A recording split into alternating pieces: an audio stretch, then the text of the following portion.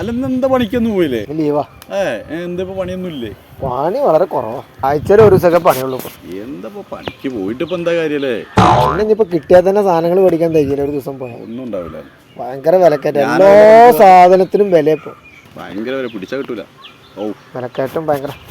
ഇന്നിപ്പോ എന്താ ഈ വെയിലല്ലേ, എന്തിനാ പോണ്? ഞാൻ ഇപ്പൊ പണിക്കൊന്നും പോക്കില്ല. എന്തിപ്പോ പണിക്കൊക്കെ പോയിട്ട് എന്താ കാര്യം? വെറുതെ അങ്ങനെ ഇരിക്കുക, അതൊരു രസല്ലേ അല്ലേ? പിന്നെ നമ്മളെ വാലട്ടെ വരുന്നില്ല. ഇന്നെന്താ ധൃതിയായിട്ട് അറിഞ്ഞില്ലേ? നമ്മുടെ മെസ്സി വരുന്നുണ്ട്. ഏത് മെസ്സി? മെസ്സി അല്ലടോ, മെസ്സി ലോക പന്ത് കളിക്കാറില്ലേ?